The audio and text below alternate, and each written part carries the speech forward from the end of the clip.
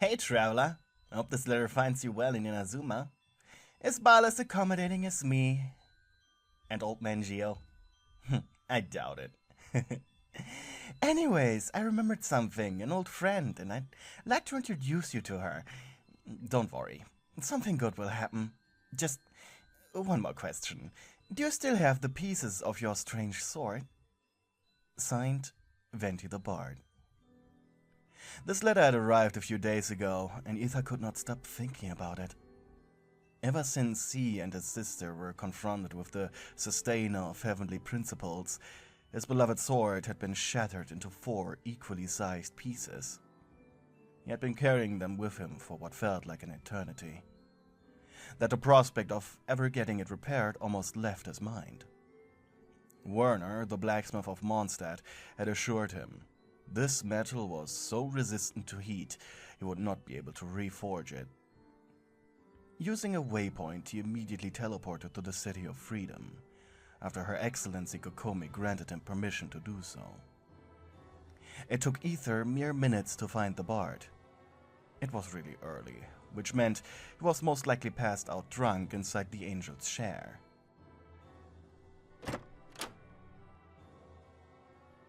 Upon entering the tavern, the traveler greeted Diluc, who just grumbled back, mumbling something about a certain bard not paying his tab. Venti was upstairs, lying in a pool of spilled wine, snoring loudly. "Tone-deaf bard!" shouted Paimon. "Is this really how a god should be presenting himself?" "Is this really how a god should be presenting himself?" giggled the seemingly blacked-out bard. With a yawn, Venti got on his knees. Rubbing his eyes, he greeted. "Hey, traveler, didn't expect you so soon." He yawned again. "So, who is this person you want to talk about? We are really busy, you know." Venti rolled his eyes. "An old friend." "Is it just Paimon, or do the Archons have a lot of old friends that are all mysteriously missing in action?" Ether gently slapped the pixie on the head. "Hey, what did Paimon say?" "Alright," giggled Venti. "Let's go." It was fascinating to see how Venti never suffered from a hangover. The bard had a pep in his step as Ether followed him outside. "We're going to meet a former partner of mine." Paimon didn't think anyone would have the patience to fall in love with the tone-deaf bard. Venti winked at Paimon. "Jealous much?" The pixie puffed her cheeks and blushed, forcing herself to not meet his gaze, and after a minute and a half she decided to vanish. "I guess you two will never be friends, huh?" Venti laughed loudly. "What do you mean? I think we're besties." Ether shrugged and smiled. "I'm pretty sure she'd disagree." The traveler followed Venti outside the city, quickly realizing that the 2 men were walking towards wolvendom. "Is your acquaintance a wolf?" Venti blinked perplexed. "Well, I do have a wolf acquaintance, but no, she's more than that, and would probably feel insulted if you compared her to something other than human." Ether gulped loud enough for the god to hear. "Calm down, she doesn't bite." Mentally, he added, "unless you ask her to." Venti blushed happily. When the two reached the dark forest of Wolvendom, Venti headed straight for the arena of Andreas. "Stay quiet, we don't want to wake the grumpy puppy. He'd be very upset if we mess with his place." Ether gulped and followed Venti into the ancient ruin. The bard walked over to the center. "Do you still have that lyre from the Windbloom Festival?" Ether nodded. "Give it to me." The traveler shakily gave his friend the instrument, and immediately the bard began to play. The melody was fast and intricate, familiar and beautiful. Ether blinked. Where did he hear this song before? As the bard strung the very specific chords, the ground began to emit a red glow, and the air became warmer. The stone of the ruin shook as the platform the 2 men were on began to descend. Venti was quiet, unusual for him, but his expression betrayed him. He seemed very excited. The elevator came to a halt and the animal Archon strutted forward. The traveler close behind him. Red glowing symbols covered the floor of the hallway they found themselves in. Other than that, it was pitch black. However, what worried Ether the most was the sheer nothingness of sound. The blood pumping in his veins was deafening. But at the end of the tunnel, he could see a light.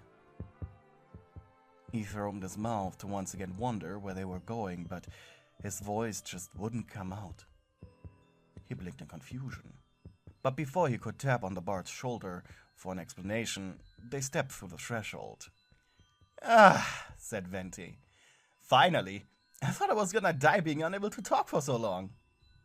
The bard turned around. "Welcome to the kiln." Not letting the traveler say a single word, he slapped his friend on the back, forcing him into this hidden tomb. The round dome-shaped room they found themselves in was made up of dark, masterfully cut stone. Glowing red symbols covered the walls. The two men had found themselves on a stone bridge leading into the centerpiece of the room.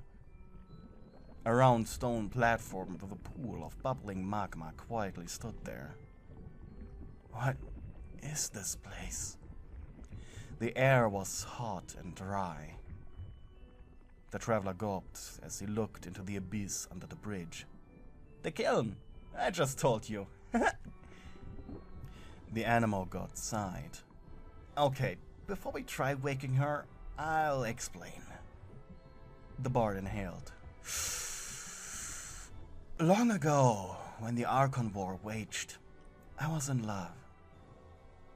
She was the daughter of the god of flames, Zot. However, this still made her a god. Since her followers were artists and craftsmen, it didn't end well." He sighed sadly. "I sealed her away." Venti blinked. "And it was against her will." The traveler shrugged anxiously. "Well, not really against her will, but..." A voice began to roar through the room. "But you promised to unseal me once the war is over." Your voice was hoarse after not using it for so long. Two giant arms lifted out of the magma pool, holding onto the edge as you lifted your giant figure out of the bath.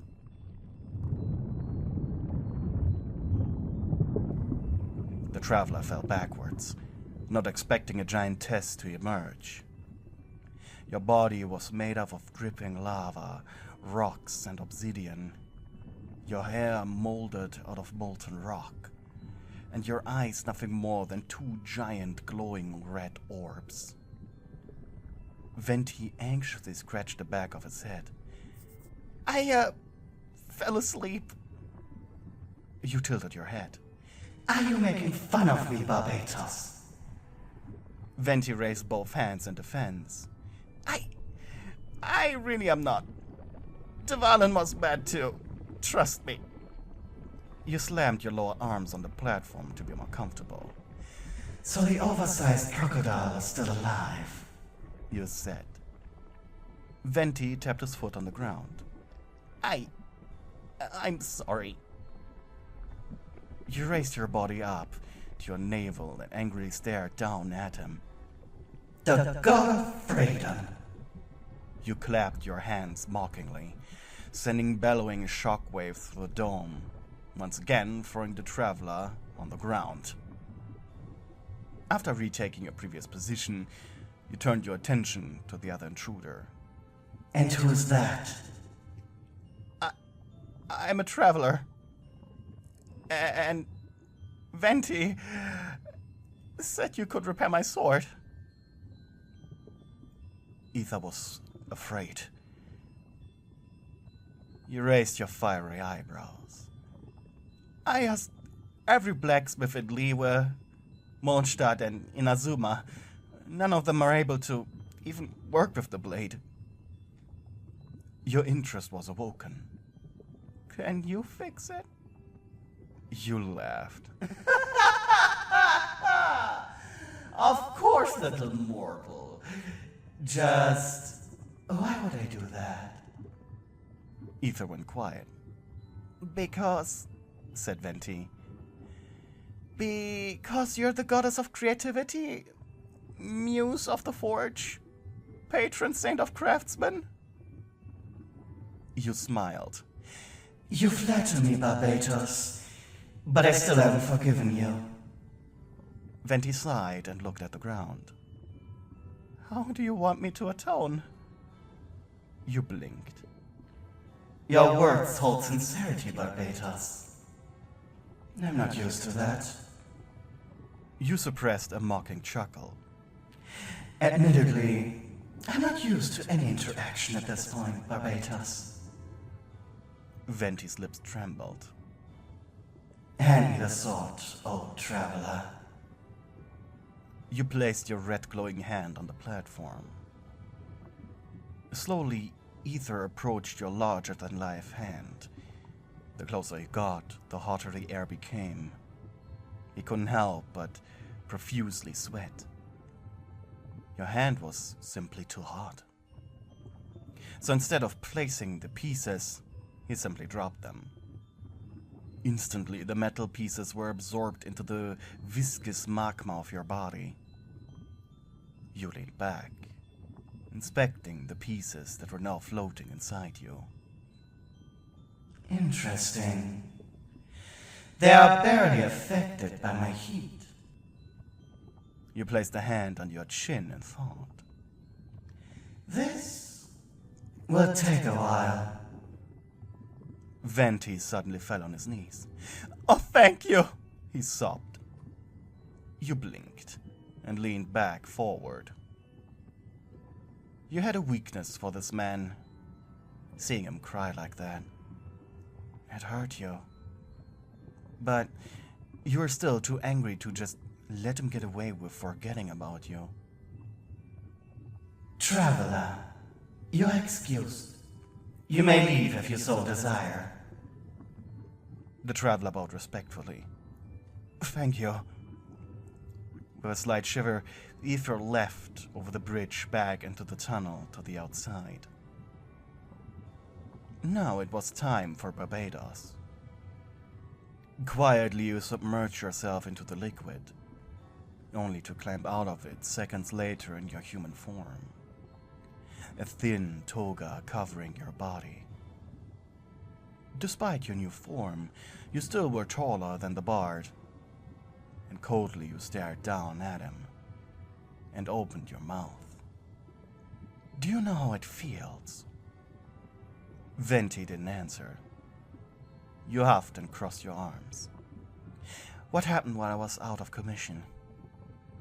Venti didn't answer. Is Mondstadt still alive and well? It is, said the bard. You sighed. Barbatos, I wanted to hate you, you said in a serious tone. In fact, I did, for a very long time. You huffed. It's good you got me at a time where I was actually missing you. The bard blinked, and with blushing cheeks looked up at you. I missed you, Barbatos. No longer able to withstand the emotions he felt, he lunged forward, burrowing his head into your chest. I'm sorry I forgot about you, he cried. I didn't mean it. It's been so long. Lovingly, you combed through his hair. You wanted to say that it's okay, but you both knew this would have been a lie. Feeling his tiny, warm body against you, it was a greater feeling than you could have expected. After such a long time in solitude. his warmth, his softness. I can't believe you still walk around like this, Barbados. He hummed, and then gently pushed himself off your bosom. His face was flushed. I mean, he meant a lot to me, he said. I guess it's my way of coping with his loss. But he paused and smiled. I love it too much when you pick me up, so I don't see a reason to change it. Your smile faltered, and for a moment he thought you were upset, only to then feel your arms reach around his butt, lifting him up bridal style. With an almost drunk smile, he side-glanced you. My place, or your place? You chuckled. He blushed. I don't have a place, at least not anymore.